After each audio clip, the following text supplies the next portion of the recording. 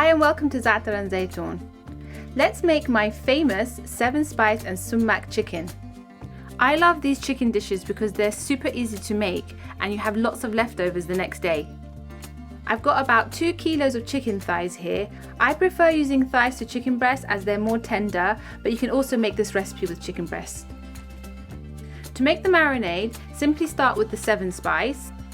My Lebanese 7-spice mix contains black pepper, cinnamon, paprika, turmeric, ground coriander, cumin, cayenne pepper, and also some garam masala.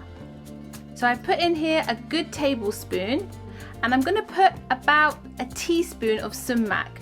And you can tell sumac if it's fresh because it will be a vibrant red like this. If the sumac is brown or dull in color, then you know it's old, so avoid it.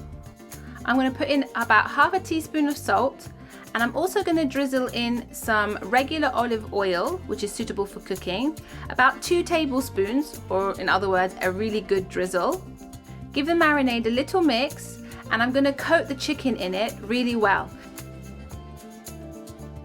I'm using my hands here to peel back the skin.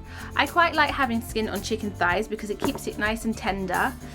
Rub the marinade in well below the skin and on the skin too.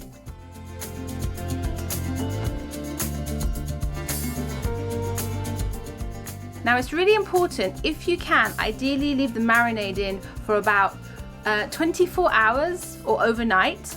If you're really rushed for time, you can leave it for 1 or 2 hours. But I've really noticed a difference. If you don't marinate it for long enough, the flavor doesn't get into the chicken. Here's an extra tip. I'm going to use a really sharp knife to gash the chicken thigh 2 to 3 times. This helps get the flavor in as well, and it also looks pretty good for some reason. I have about 3 carrots here and 3 to 4 potatoes. I'm using Maris Piper potatoes here. They're a bit waxy and they're just basically perfect for everything. Frying, roasting, mashing.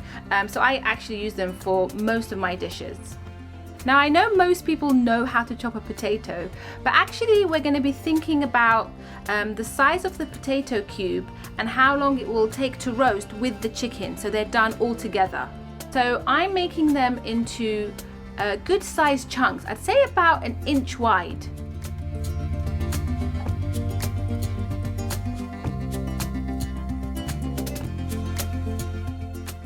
Once you've chopped up your potatoes, add them to a fairly large roasting dish. This one is 13 by 9 inches.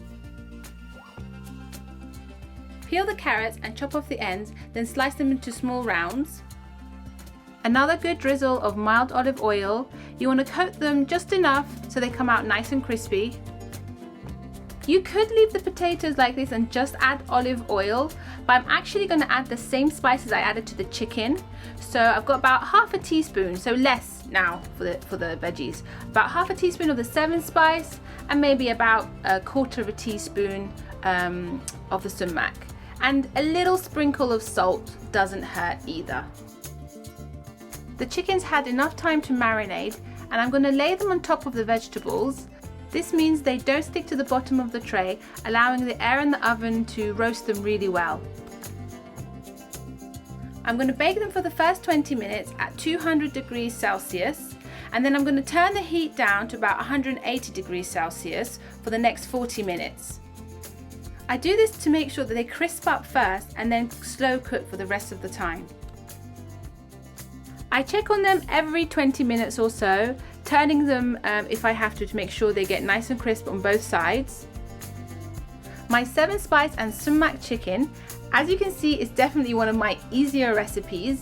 Yes, it might take about an hour to cook in the oven, but there's not really much you have to do when the oven's doing the hard work for you.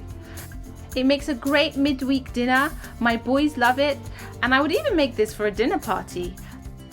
Thanks for watching, and let us know which of our recipes you want us to make a video for next.